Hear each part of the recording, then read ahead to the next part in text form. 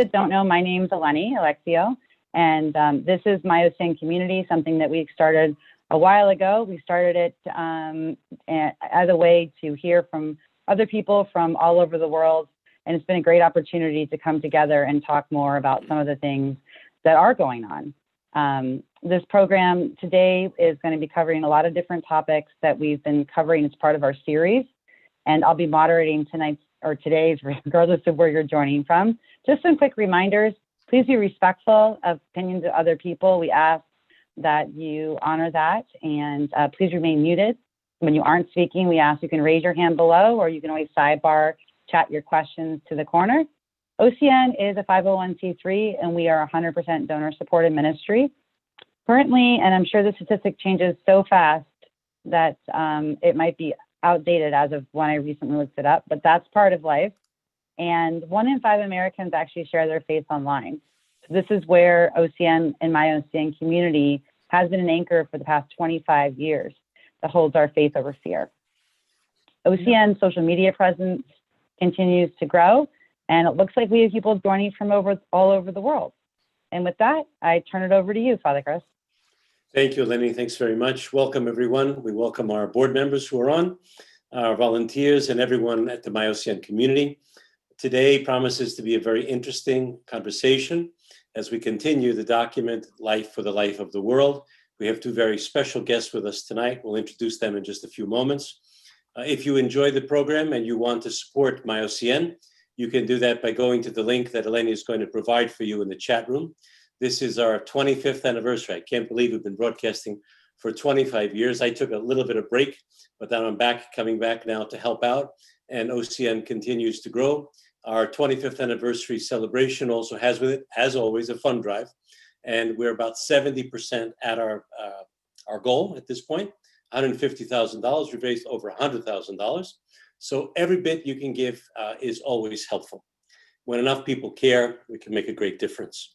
I'd like to begin, as I always do, with a prayer. I have my votive candle and my icon of Christ and the Mother of God. So let's pray together. Lord our God, whose power is beyond compare, glory is beyond understanding, whose mercy is boundless and love for us is ineffable. Look upon us and upon this gathering this evening in your compassion. Grant to us and to those who pray with us your abundant mercy. Amen. Marriage and family. We have 2 very special individuals tonight, Dr. Carrie Frederick Frost and Dr. Philip Mamalaikis. For the Life of the World, let me read a little bit about it so you can understand it, those of you who may be joining us for the first time. For the Life of the World toward a orthodox social ethos includes a section entitled The Course of Human Life. Following the arc of life from its beginning in the womb, through childhood, into adulthood, and ultimately through death and dying. The section addresses the many enduring as well as uniquely modern realities of the lives of the faithful.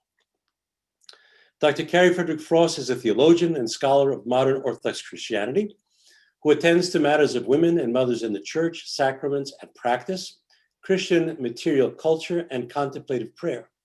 She is the author of Maternal Body, A Theology of Incarnation from the Christian East, and the editor of The Reception of the Holy and Great Council Reflections of Orthodox Christian Women. She is an adjunct professor at St. Sophia Ukrainian Orthodox Seminary.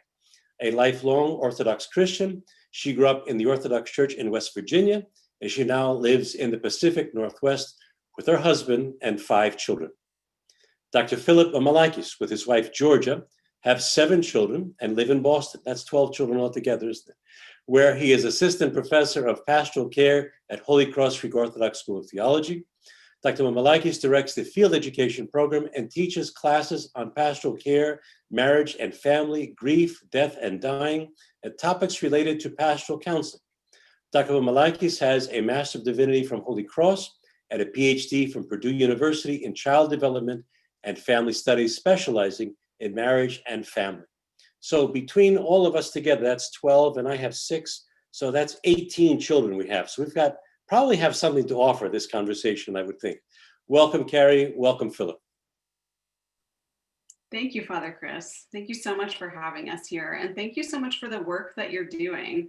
I really appreciate that you're bringing the attention to this document, the attention to the whole church with this document, and that you're generating meaningful conversation about it. It's just such a great thing that you and Eleni and your whole team are working on this together, and it's great to be here with you. Great, thanks, Carrie. Philip, good to see you again. I echo those same thoughts. Thanks for having me. And your efforts just to have conversations around the document that when you read it, you see it's intended for that. Yes. It's not intended to be some abstract theory for professors to study, but it's really how we understand our faith as it's lived out, and the role of the church. And so thank you very much for having me. All right, very good. Well, we're going to ask some questions of our special guests, and you can, of course, post your questions in the chat room if you like. Once we finish our conversation, we will go live to you, the audience. And if you have questions, you can go through Eleni, through me, you can post them directly. All right. So Carrie, let me start with you. Would you tell us what this section, The Course of Human Life, covers and what's it about? I read it, but frankly, it's very, very deep for my head. Absolutely, yes. So first, let me just start off by acknowledging just what an honor it was to work on this document. It was an honor to be appointed by His All Holiness, the Ecumenical Patriarch, to serve on the special commission, to be a part of this document. It was just such an interesting, fascinating, and beautiful process to be a part of it, and to receive input from His Holy Synod, from the eparchies and the Synod, from their faithful, from different bishops, to work with other scholars on this document, and to receive the wisdom and experience of so many different people in the church about things happening today in the world. And then also, the goal of this document was to take the teachings of Scripture, the truth of the crucifixion, death, and resurrection of Jesus Christ, the doctrine of the church, the witness of the saints, the teachings of the mothers and fathers of the church throughout the ages, and to bring them to bear on the realities of the world today in a way that is meaningful, that is helpful, and that is hopeful to the church and the world. And hopeful for me is a really key word, actually. We wanted this document to have hope because we believe that this is what the church offers, that it offers to the faithful and to the world. And so I want to say that about just the document as a whole and what it was like to be a part of it. And then let me speak to the section too. So the Course of Human Life section. So the title itself, I think, says a lot, right? Because we could have framed this differently, and I think other ways that the church approaches things could have been more narrow. But we really wanted people, when they encounter this part of the document, we wanted anyone who read this part of the document to see themselves in it, to be able to pick it up and find himself or herself in this part of the document, whether they are a monk or a nun or someone who's married or someone who's single, whatever path they are on as a human being, we wanted them to be able to find themselves here and find something meaningful. So there's a way in which this section of the document is like kind of comprehensive and kind of high flying. It deals, like you said in the introduction, with the course of human life from the womb to the last breath. And it deals with it with this consistent acknowledgement that humans are made in the image and likeness of God, and that no matter what path we are going down, God is with us, and that on these different paths, we have ascetical struggles, all of us. We are part, though, of the transfiguration of the world, and we are all working towards theosis, whatever path it is that we're on, and that the church is with us. The church is with us, even if we are walking different types of paths. The church seeks to accompany us.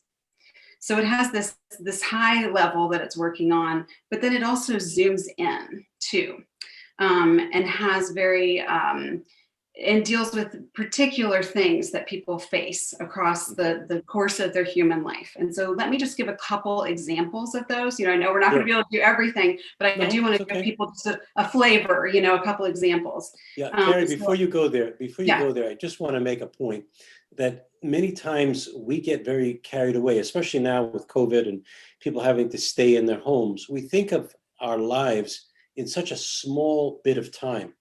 And when this document, which I found profound, goes from the womb to death, That's a long time. Some people have shorter times. Other people have longer times. But if you were able to play back a video about what everyone does in the course of their life, human beings, the creation living in this world, is an immense task. So what we're talking about right now, I'm hoping you're going to go into a little deeper, will sort of relieve some of those pressure points that people are feeling right now. Right, right. Well, so one of the things that we address is we address the reality that we have this ideal, which you've just referenced, that humans do have long lives, right? That we ideally go from the womb into old age, but that doesn't always happen, that life is cut short. And so we acknowledge miscarriage, for example. We acknowledge that lamentably pregnancies are lost, and that this is an area that the church wants to acknowledge, that particularly painful bereavement that families go through when they lose a child in the womb. And this document actually acknowledges that the prayers that are on the books, so to speak, for miscarriage in the Orthodox Church really actually could use some work. They sure could. They sure could. And this is an area that I work in. This is something I write about. And so I actually hear from a lot of people on the subject. You know, this is an area where I receive emails from women and from men who have lost infants through miscarriage and go through a lot of pain and suffering, and have priests who, you know, say, I can't do anything, or you know, don't want to say these prayers because they're so painful. And this is a real, you know, really kind of a tragedy, because we have so much to offer. You know, we understand human life as precious, as irreplaceable, and we have so much we can offer pastorally. And so this document says this. This document says the church can do better, and the church can provide pastoral care in these situations. So this document is urging us to, you know, rise and kind of be our best selves as a community, and to minister to this particular occasion, I think, in a really beautiful way. Okay. So And that's one example. all right. Well, we could certainly use some of those new prayers. I have to tell you that.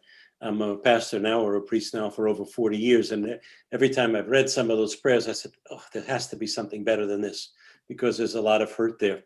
We'll come back to some of those specific examples. Let me come to Philip for a minute. Philip, would you tell us about the section, The Course of Human Life, and how it fits into the life of the world toward an Orthodox social ethos? So what's beautiful, and I want to just build off of what you just said, that I think for many people, if you're going to be taught by the church, they're going to teach you what your life should look like, right? You should do this, and then you should this, and then you should get married, and then you should have a couple of kids, and then your kids should go to this school. And there's the sense that being a Christian, we're supposed to be that way. No one really lives like that, but we're kind of have this ideal. And sometimes when theologians speak, they might even talk about, this is what an ideal marriage should be like. And it sounds really beautiful, but it just doesn't connect to our lived experiences. So what's nice about this document is that it doesn't give us some imaginary ideal that we should all look like, but it starts out by laying out kind of how we were created, what we were created for, you know, loving communion with God and others. And in a world that has sin and struggle, we find ourselves, you know, depending on how we choose, able to build towards sanctity or, you know, spiritual slavery. And that the church, and it has this beautiful line, the church seeks to accompany the Christian soul all along its way in this world, providing not only counsel, but the means of achieving holiness. And so, you know, people will ask, what's the Orthodox Church's position? And well, this beautiful thing says the Orthodox position is, we are with you. And then as we go through this section on, you know, marriage and family life, it really identifies that, you know, no one's life is perfect. Every lives are filled with struggle. You know, like Dr. Carey mentioned, we have miscarriages, but it also touches on the reality of child abuse, child neglect, you know, and with a warm response recognizes that this reality. And the document isn't from the year 200 AD. It's actually describing our contemporary lives. And it nicely identifies, for example, that it used to go from you lived with your parents, and then you moved in with your husband, and but not anymore. And it hasn't been like that for a while. And the kids stay and stay and stay. And right? And it's like, what are you gonna, should the church turn away from the reality that you have this protracted adolescence, that you live a good chunk of your midlife there's kind of a coming into adulthood and remaining adult. And then it talks about, not just marriage and monasticism, but the realities in our life that many people are single. And it even doesn't lay a perfect path. It says some people, your times in your life, you might be in these different stages. So what we see is the church can see clearly. It's not looking at things, but sees the changes that are happening in our culture. It's the same faith, the same church, with the courage and the love to describe our real lived experiences. And when you talk about position, you hear things like throughout the document: compassionate counsel, solace and support, compassionate care, counsel and prayer, comfort for those who mourn. Throughout the document, it just says in these situations which happen, we are there, and we are there to walk with you on the path. So, and I hope we get to talk in some of the specifics, because like in my issue of marriage and family, we deal a lot with the issue of divorce. Yeah. For some, divorce excludes you from the church. And in some traditions, they say divorce is forbidden. And so for the Orthodox, we say divorce happens. It's a tragedy, but it's not the end of someone's story. The church is there even when your marriage fails. And so you see this beautiful type of compassionate presence, not that there is no path or that there's no truth, but that the position of the church is to walk alongside and enable us, that no matter what happens in our lives, it becomes an opportunity for us to continue on the path towards sanctity, towards growing in our love for God, growing in holiness. It's really not about living a perfect life. It's about turning toward a perfect God, no matter what. I thought everything was going to be perfect. Oh boy, you just burst my bubble there. And how many times do people expect that from the sermon? Your life should be like this and this, right? And the Orthodox Church, we don't need to make stuff up, because we believe God is present he was born in a dirty stable, right? He came into a fallen world, and he didn't yell at everyone and say, you shouldn't be like that. Right. He took on our fallen nature. Right. The beautiful section on marriage and family and life finds its place in this beautiful position of the Orthodox Church, which I think America needs more than ever. Yeah, for sure. Anything more specific about marriage you want to go into, and then I'll go back to Dr. Carey. So I think I want to talk specifically, about the three paths, because, I talk about marriage, I help marriage, I give retreats on marriage, we have family, but then, demographically in the United States, a two-parent family is no longer the majority. That's right. That what we find, if we're a hospital and here to love, we have to recognize that there's step families, there's single parents, there's single people. So I really want to touch on the document nicely addresses the path of the single life. And it nicely, like Dr. Carey said, is we don't really have a lot of resources or material, because for centuries, we never had to address this. Right. Now is the time to address this. And like I mentioned, the young adult and sexuality. You never had to address it, because by the time you're 22, you probably had 2 kids. So talking about those two issues, it's not about giving a position. It's about entering into a relationship with persons in their particular life stage. And the document nicely communicates to draw close, to hear their struggle, and then to draw them towards that path of holiness and sanctity as a single person, as a married person, and even as a young adult, as you're, kind of have to figure out your identity, your sexuality, whatever that is. Those are beautiful things that invite conversation. I can see this like in a book group where you read this and then everyone shares, what's your experience being 28 and single, or 35 and single? Because oftentimes when you ask, people say, I feel excluded. I don't feel like I have a place in the church, because you can't go to the parenting group, you don't go to the marriage, family camp isn't for you. So this is a document that points to those unique people, which is the majority, and also identifies that central to the gospel message is for the marginalized and the disenfranchised. That's always been the case. That's what Christ said. That's what the church does. Mm-hmm. So now, as an Orthodox church in this century, we're going to continue that by responding to those who feel disenfranchised or unwelcome or like they don't belong.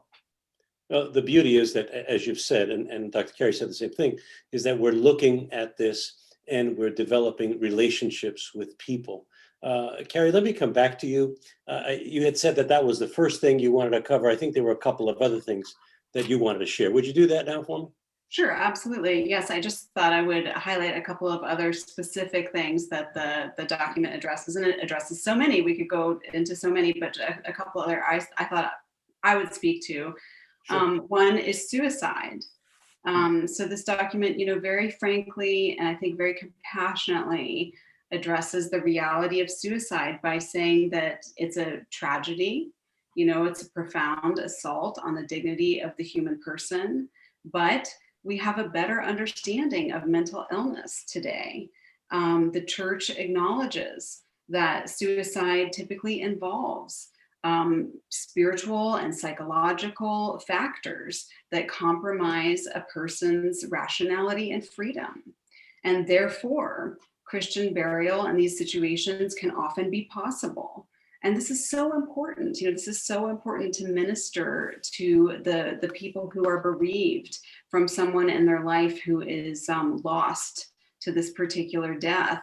And we, so many of us know the circumstances like this and this pain, and how dark these times can be and how dark this particular loss can be. And so for the church to now be able to, in a compassionate way, meet this loss, I think is a really important thing, while still maintaining that, suicide is not an answer. This is not something that's being normalized by the church.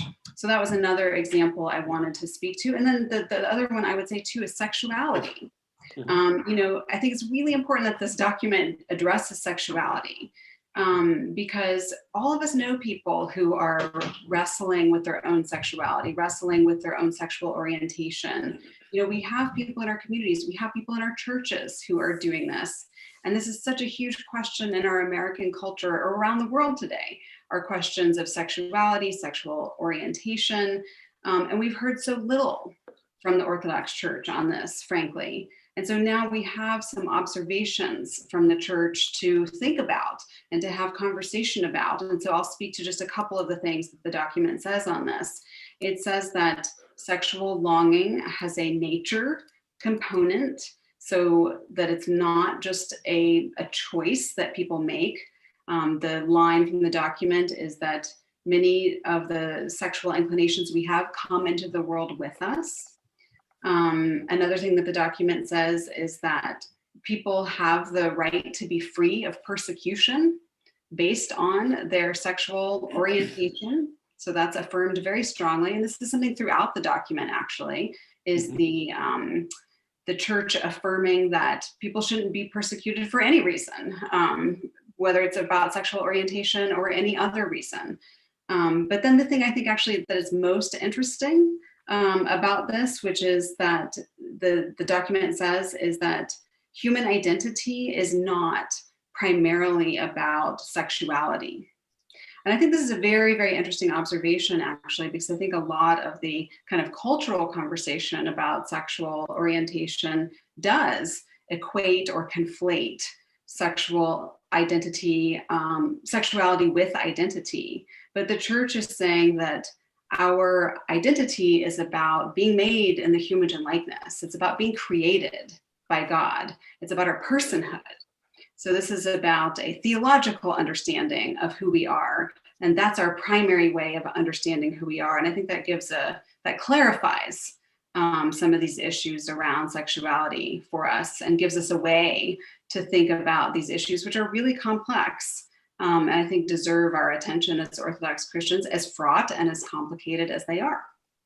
When I was studying theology and continue to be a student of theology and learning, and looking at the issues of image and likeness, Lasky there, there are some, Florovsky, there's so many people that write about image and likeness, that was pounded into our head. I remember when we were at Holy Cross, I never discussed then sexuality. It wasn't this number one thing that had to be discussed. And it seems today that that's sort of thrust in our face, whether you like it or not, that you have to talk about it. Now you can back away from that and say, well, wait a minute, as you said, Carrie, that people should not be persecuted because of who they are. So there's that reality. But again, this conversation is going from birth to death, and there's a lot that happens, as you say, in between those two. Eleni, let's go to our listeners and our viewers and see if we have any questions that anyone would like to pose to either Philip or Carrie or Philip, and let's see if we can go on from there. Father, can I add a comment to what Dr. Clergy just said? Go right ahead while we're searching for questions. I think what's nice about the document, it's not really a fear-based document that feels threatened by the world, right? And it's so, in this issue of sexuality, which is a loaded, you said it nicely, why is it all such a hot thing? And it's really controversial. Gently, like Dr. Carey mentioned, recognizes we're not afraid to say no one should be persecuted. No matter how people identify themselves, persecution is wrong. That's not some liberal position or whatever, because simultaneously really stands clear about identifying our identity. That it puts it right back to the whole point of the document, which is all of us on this path making choices towards sanctity or slavery. And so what we see is that it's kind of a gentle courage of the church. And we're really not backing away, but we're not actually looking for a fight, and we're not really defending anything. We're just gently saying, yes, there is truth. Our identities are not around impulses and desires. But we don't feel a need to attack. We don't feel a need to defend. We just express this truth, and it's kind of wrapped in that compassion. Essentially, if you're struggling with your identity, this is the place to come. We're not going to. The real problem with that is that the world wants us to choose. And you do this, it's black or it's white, and there's no gray. And what's happening here is that the church has said, wait a minute, there is gray. There are areas. And we're here to walk. No, I want the church to tell me what to do. And we get into that many times with people. You tell me what to do, Father. I said, no, you have to find it out for yourself. We'll guide you there. We'll give you the goalposts. We'll give you the sides of the field. The goalpost is there. You're the one who has to walk it. But we'll hold your hand to get there. Eleni, questions? Anything that has come up that you want to discuss here?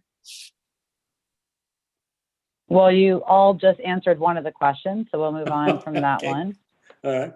Will the document tell me exactly the guidelines? I think you all answered that question, but that was one of the questions. Okay. So in other words, for the document to spell out what needs to be done. Yeah.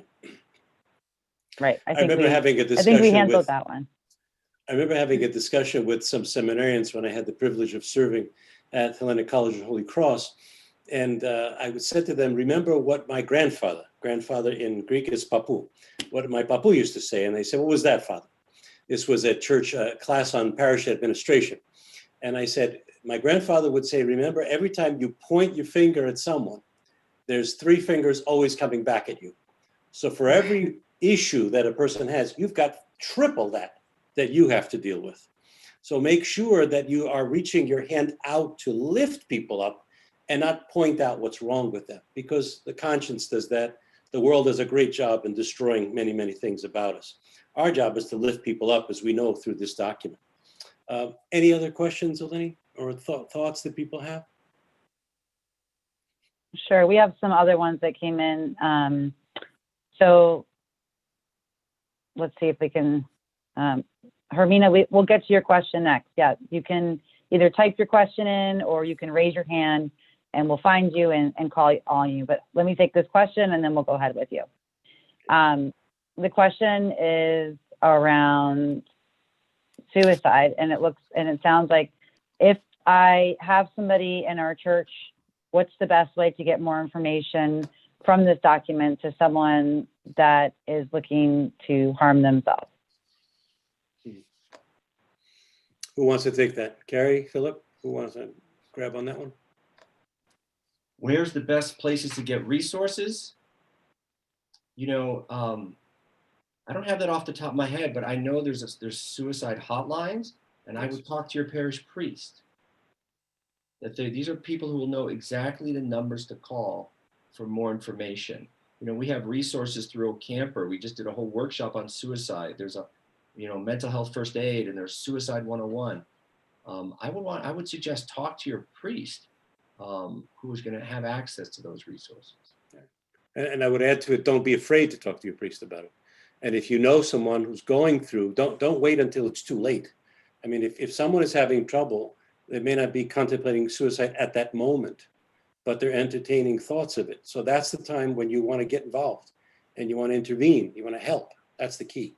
There's a program we just promoted with Camper called Be Nice. It's a program out of Michigan, led by a Greek Orthodox therapist who's actually, the state is adopting it. It's about responding to suicide, responding to people who are struggling with thoughts of suicide. And it's in the spirit of this document, because it's an Orthodox therapist and she does the same thing. She realizes and knows that the research shows if you intervene in those moments where people are thinking about it, it has a huge effect on helping them, keep themselves safe. Be nice. You can Google it. Be nice. I think my granddaughter told me that one. Be nice, Papu. Okay, that's good. Carrie, you had a number of other things that you wanted to talk about while we search for more questions. Was there another thing you wanted to touch on? Well, sure. The other thing I did want to share with people is I think what the document has to say about women in the church is so interesting. And so I would like to share that just really briefly.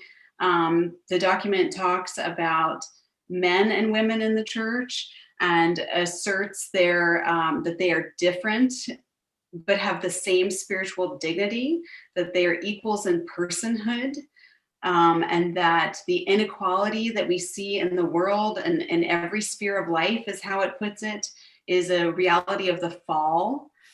This is a consequence of the fall, not a consequence of the way that we're created or any intended, reality for us, but a consequence of our fallen state. And then the document acknowledges that there's a very interesting statement, which I'm just going to read to you. It says, while the Orthodox Church has always held as a matter of doctrine and theology that men and women are equals in personhood, it has not always proved scrupulously faithful to this ideal. And then it goes on to have a few very specific things that it mentions regarding superstitious practices about impurity regarding women's bodies. And so it's referencing the churching prayers when women come back to church with a baby after they've given birth. And it's referencing practices around menstruation and receiving communion. And it's saying these are not theologically valid practices.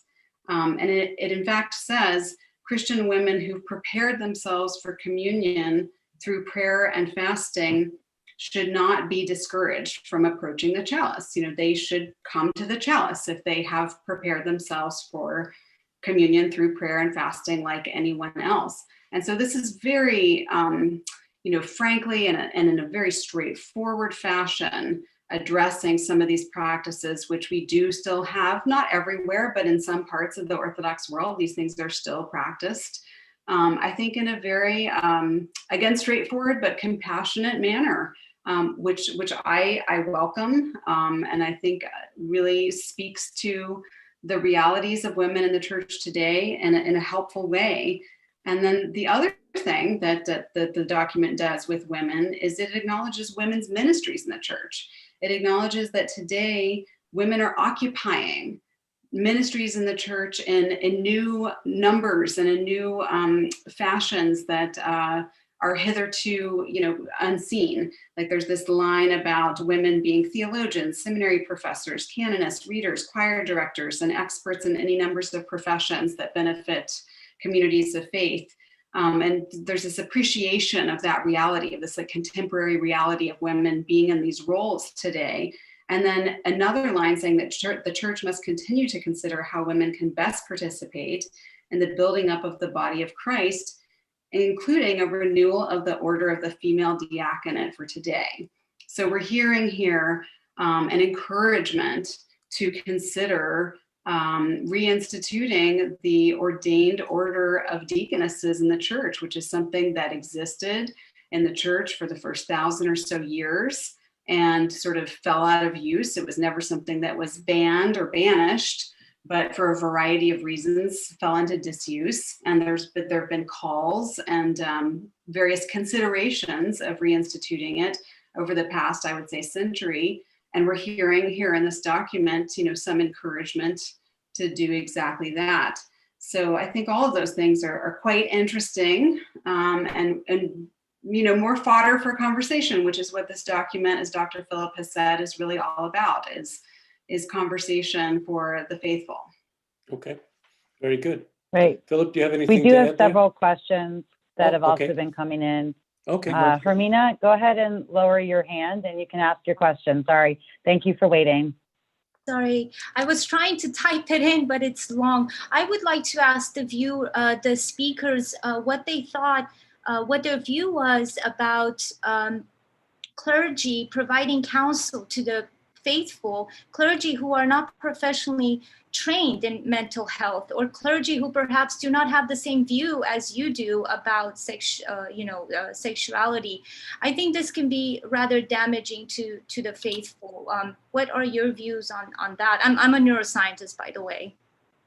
And where are you joining us from? Oh, San Diego. Thanks. Very good. Thank you. Thank you very much for the question. I have plenty of thoughts on that, but let's have Carrie and Philip. What would you? Why don't you take it, Philip, since you were the last? You weren't the last to speak. Carrie was. So this way will be fair to both, male and female. It's a great question, but did you say a neuroscientist, a neurologist? Not all neuroscientists are equal.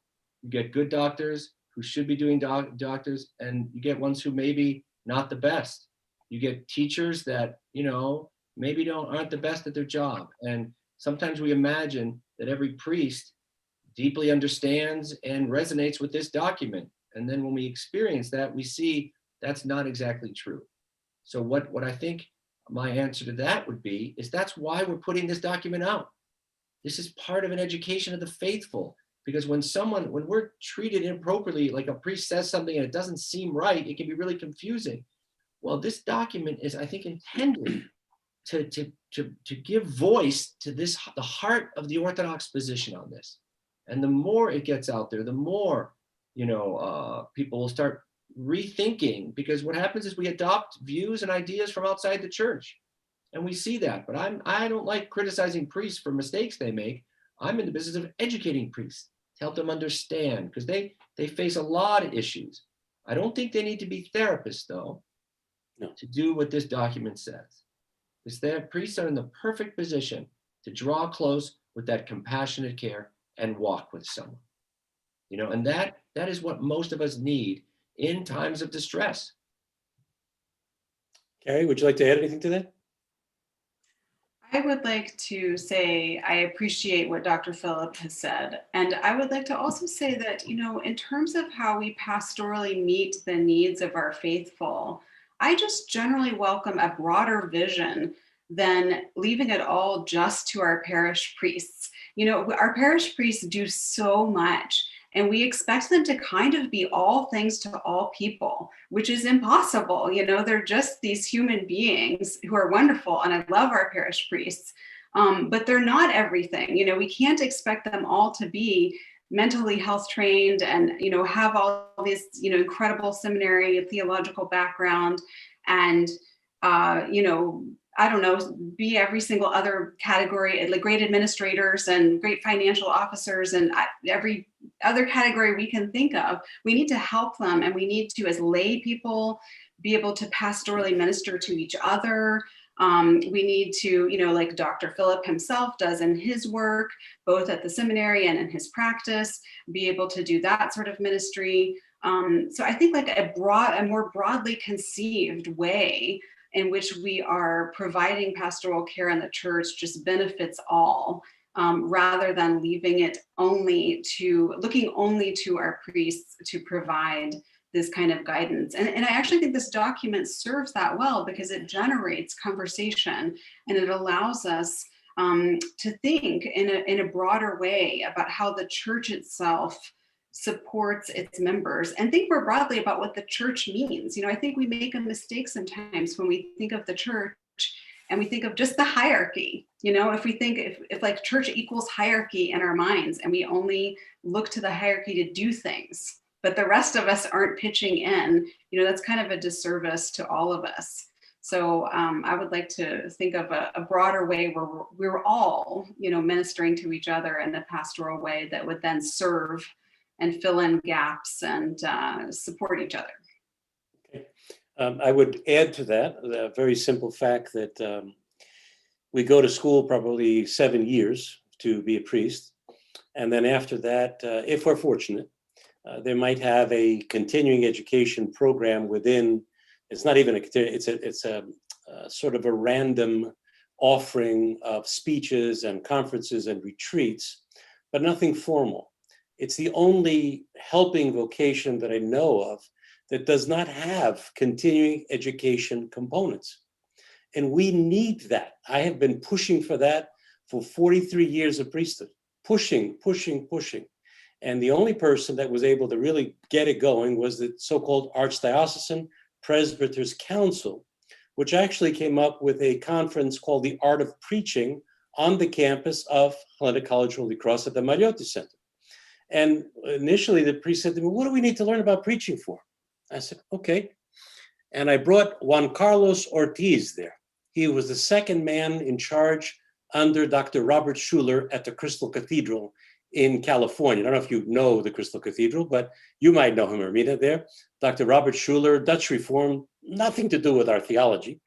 And this man was in charge of the Spanish ministry. And the priest went crazy when I brought it. What are you doing? He's not Orthodox. He doesn't know about us. I said, just keep quiet and listen to him. Listen to him who is filled with the Holy Spirit, share from his perspective how he speaks to his milieu.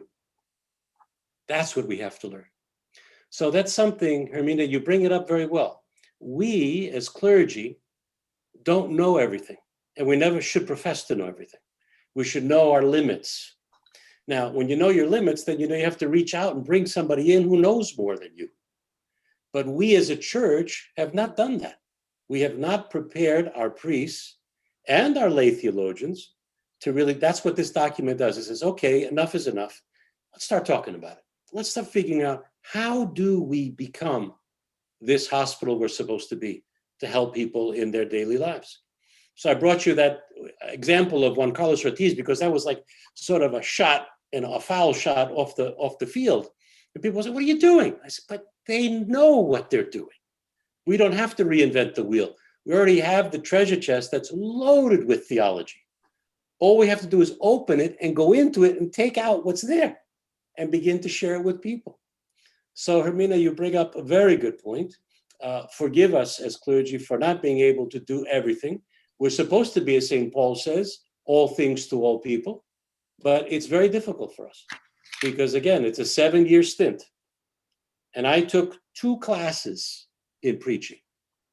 And then like a bird, out of the nest and go preach. And where was that? In Astoria, New York. 100,000 Greek Orthodox people. No one spoke English. And my first sermon was to be in Greek. That was be inspiring. So we have a lot of work to do. And the document causes us to really begin to think about how do we minister to people from the birth to their death. Lenny, another question we might have? Sure, Denny and that Stella helps you. have a question. Okay. Hi, Denny. Hi, Stella. Hey, how are you? Share where you're joining from and go ahead and ask your question. Question I have is for Dr. Philip, mostly. I know we have the Journey of Marriage program and about divorces in the church. There's so many divorces that are happening. And this is a premarital program. Is there anything that the church is working on to help have a program for marriages for people who are married to help prevent divorces? Dr. Philip. Dr. Philip. Yeah. So it's a great question. So I'm asked all the time, you did the Journey of Marriage for couples who are preparing, do something for couples who are married. So 1 year I did it, I offered it. And 2 couples showed up, 2 of the most happily married couples. And I thought to myself, what this document does, this document addresses that, because sometimes we feel like if we're struggling in our marriage, we don't want to talk about it and we can't let people at church see it.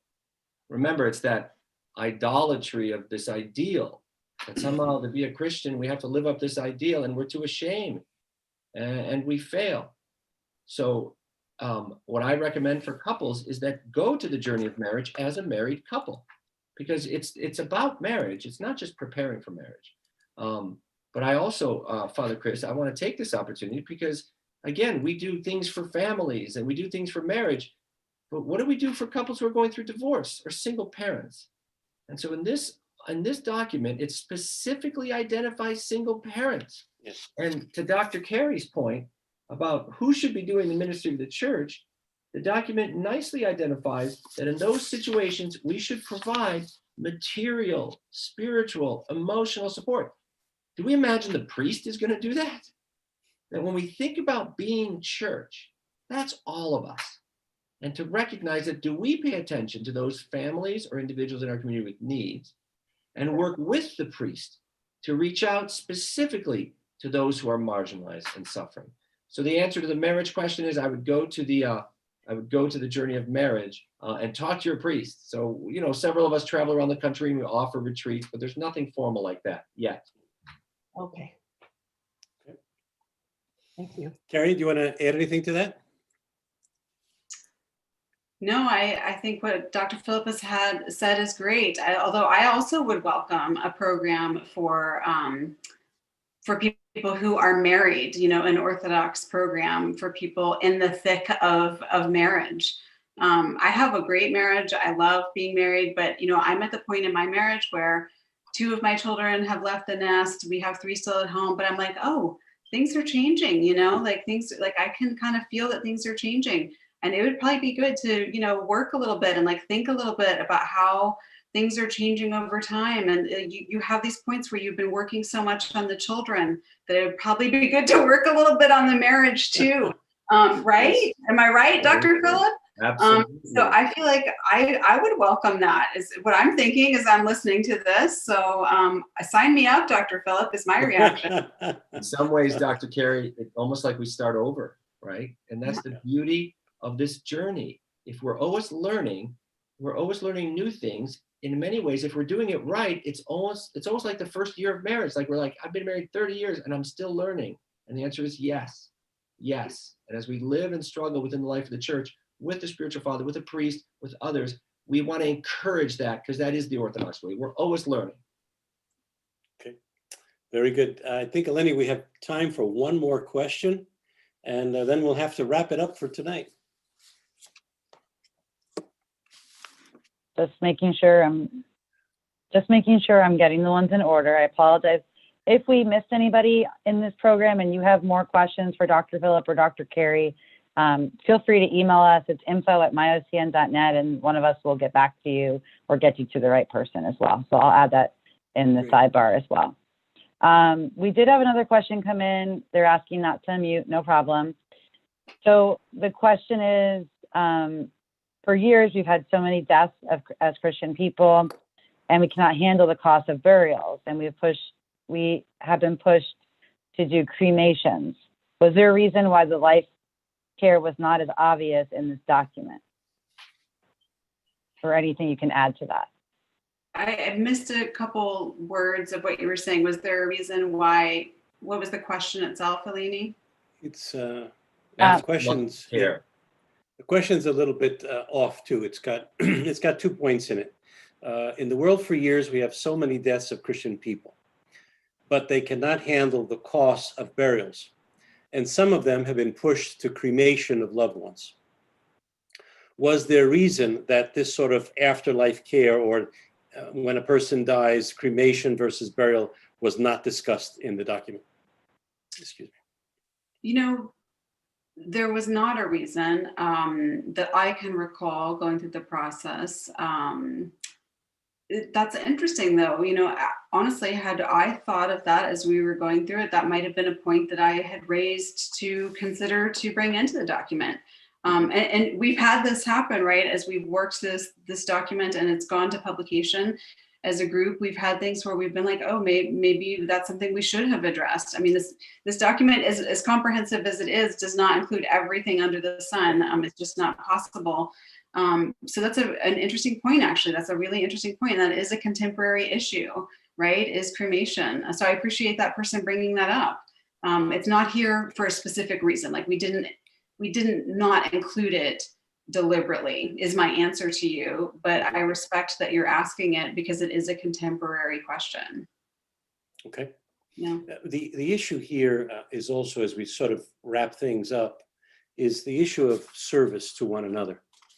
And I think that's very, very important, that we begin to realize that we will go forward as a church, as a city, a town, a nation, a world, when we begin to understand that the greatest gift we have is the service we give to others and, of course, to God. And in giving the service to others, we do offer service to God. That's the bottom line. This coming week in America, anyway, for those of you who are in the United States that are following us, this is the week of Thanksgiving. It's a great time in the midst of 250,000 people having died through the COVID pandemic. It's a great time to sit back and take stock of who we are and to be grateful for people such as Carrie and Philip and Father John Crescevieus and all the others who wrote this document and conceived the document and agonized over the document under the blessings of His All Holiness Patriarch Bartholomew. So we're very grateful to all of you. We remember in our prayers, of course, those who cannot be here tonight, cannot share the time with us. There are so many people that unfortunately have just gone by the wayside, and they're part of the cloud of witnesses now. So Lenny, I think we're going to try to close everything off tonight. If I could shut off my cell phone, I can do that. There we go. Any final comments from Dr. Philip or Dr. Carrie that you'd like to bring up before we close? Dr. Just thank you again for having me. And, for me, the bottom line of this document and what was so joyful for me about being a part of it is the reminder that God is with us and that the church is with us. And I felt that as part of the process of working on the document. And I feel that with you tonight. And that's a blessing. Thank you. Thank you, Carrie. Thank you for your time. Philip? I'm glad. I think the word of the church is more necessary now when we're surrounded by fear and hate. And, the words of Christ, in this world you'll have tribulation, but be of good cheer, for I have overcome the world. That's the spirit of this document. That's our ethos. We don't fear. We boldly go forward and love with that mercy. So any way we get that message out, glory to God. Thank you so much. Thank you. Thank you. Reminders. We have, of course, again, remember next week, Thanksgiving, but be careful when you gather with folks. Next week's, we'll have another section of the social ethos document, but it's going to be on a different day because Thursday is Thanksgiving, and people were concerned that we were cutting into their turkey and stuffing time. So we moved it to Friday. And the interesting thing is that we're going to have two individuals from London, England, who will be with us. We're going to have ecumenical and interfaith relations discussion with the Reverend Dr. Brandon Gallagher and Dr. Phil Dorrell. So I hope that you'll join us. It will be next Friday at 1 p.m. Eastern Standard Time. We also have in the beginning of December, a meeting will be the first meeting of Elder Ephraim of the Vatopedi Monastery in Mount Athos, who will be having a digital conversation with us. He'll be speaking in Greek, but it will be simultaneously translated into the English language. We ask you to please watch for our new quarterly magazine that will be coming out very soon for the faithful, the seekers, and as we always say, the deeper thinkers. I had a prayer tonight that I wanted to give. It is a prayer from the marriage ceremony. Now, it doesn't deal with the single people. It doesn't deal with those who are struggling to find someone or those who are just happy with where they are. But if you'll allow me tonight to just pray for those people in marriages, because I know right now that many of them are probably having a different time. Bless all marriages throughout the world, O Lord. May they have peaceful lives, length of days, love for one another in a bond of peace, offspring that are long-lived, fair fame by reason of their children and a crown of glory that does not fade away. Account them worthy to see their children's children. Keep their wedlock safe against every hostile scheme. Give them of the dew of the heavens above and of the fatness of the earth. Fill their houses with bountiful food, with every good thing that they may have to give to those who are in need, bestowing on them in all prayers that tend unto salvation. For you are God of mercy and compassion, and man-befriending love, and to you we ascribe glory, the Father, the Son, and the Holy Spirit, now and forevermore. Please once again support our 25th anniversary celebration campaign by going to our website and making any donation you can. We cannot keep this up without you. Thank you to our very special guests tonight, Dr. Carey and Dr. Philip, and to all of you for joining us. Stay safe, keep faith alive in you and in your home. Remember to always, though, have faith in what you listen to and what you watch.